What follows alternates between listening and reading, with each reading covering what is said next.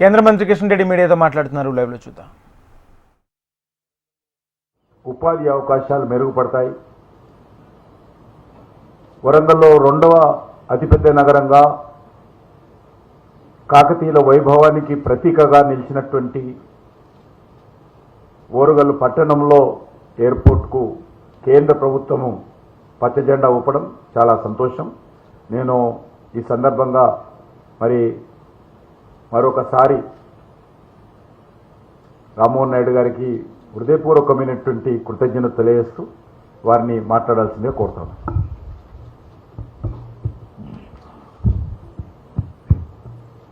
Media మిత్రులకి, పాత్రికేయ మిత్రులకి అందరికీ కూడా నా హృదయపూర్వక నమస్కారాలు. మీ ద్వారా తెలంగాణ ప్రజలందరికీ కూడా నా హృదయపూర్వక నమస్కారాలు తెలియజేసుకుంటున్నాను.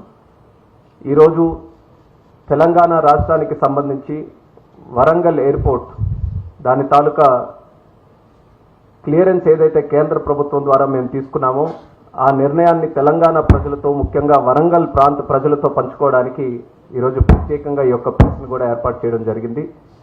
దీనికి నాతో పాటు ఉన్నటువంటి కేంద్ర మంత్రివర్యులు, మా అందరికీ కూడా ఎంతో గైడెన్స్ ఇస్తూ ముందుకు నడిపిస్తున్నటువంటి అన్న కిషన్ రెడ్డి గారు, అలాగే ఎమ్మెల్యే గారు పేట రాకేష్ రెడ్డి గారు, మరి ఇక్కడ విచ్చేసినటువంటి అందరికీ కూడా నా తాలూకా ధన్యవాదాలు, నమస్కారాలు తెలియజేసుకుంటున్నాను.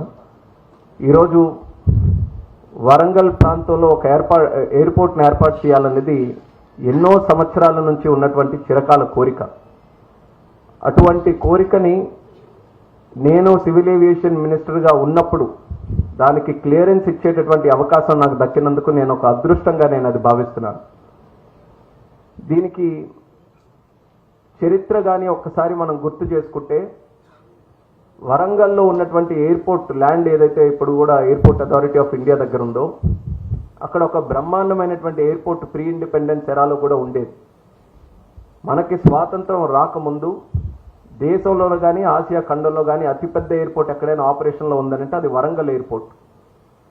1981 వరకు కూడా ఎయిర్పోర్ట్లో ఏదో ఒక రకంగా రాకపోకలు అనేవి జరుగుతూనే ఉండేవి. అప్పట్లో కార్గో సర్వీసెస్ కానీ, వాయుదూత్ ద్వారా కానీ. ఎందుకనంటే అప్పటిలో వరంగల్ ఒక ప్రధానమైనటువంటి కేంద్రం భారతదేశంలోనే. అటువంటి కేంద్రానికి అనుగుణంగా ఈ యొక్క ఎయిర్పోర్ట్ తాలూకా కార్యక్రమాలు కూడా జరిగేవి.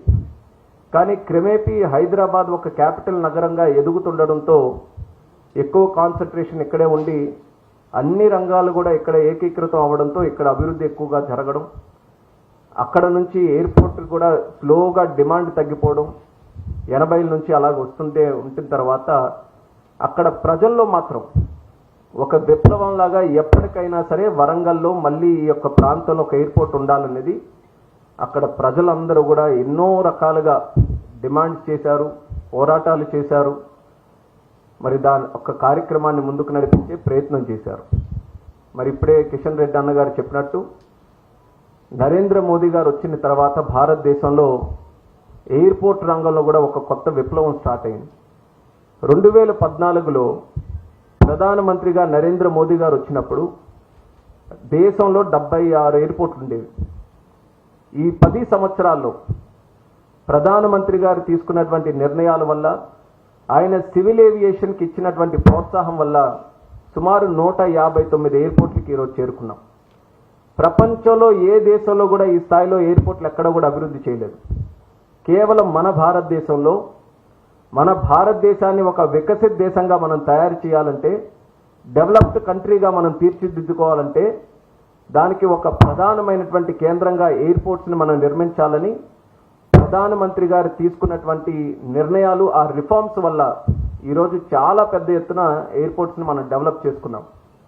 అన్ని దగ్గరలో కూడా చాలా కేంద్రాల్లో ఎక్కడైతే ఇంపాసిబుల్ అనుకున్నాం ఒక ఎయిర్పోర్ట్ని పెట్టడం, అలాంటి దగ్గర కూడా ప్రధానమంత్రి గారి ఆశీస్సులతో అలాంటి కేంద్రాల్లో కూడా మన ఎయిర్పోర్ట్స్ని మొదలుపెట్టాం. దానికి ఉడాన్ స్కీమ్, ఉడే దేశ్ కా ఆమ్ నాగరిక్ అనే స్కీమ్ను కూడా ఉపయోగించుకొని చిన్న చిన్న నగరాల్లో కూడా చేసుకున్నాం. అయితే ఎక్కడ బాధ ఉండేదనంటే తెలంగాణ రాష్ట్రంలో మాత్రం ఒకే ఒక్క ఎయిర్పోర్ట్కే పరిమితం అయిపోయాం. ఎయిర్పోర్ట్లు ఎక్కడెక్కడ కావాలంటే మాత్రం ఎన్నో లొకేషన్స్ చర్చకు వచ్చేవి. అందులో ప్రధానంగా వరంగల్ కూడా వచ్చేది. కానీ సంవత్సరాలు తడిబడినా సరే చర్చలుగానే ఉండిపోయాయి తప్ప ఎక్కడికి ముందుకు కొనసాగే అవకాశం రాలేదు. నేను కూడా సివిల్ ఏవియేషన్ మినిస్టర్గా అయినప్పుడు 8 నెలల క్రితం మా నాయకుడు చంద్రబాబు నాయుడు గారు ఆయన ఒక గైడెన్స్ నాకు ఇచ్చారు.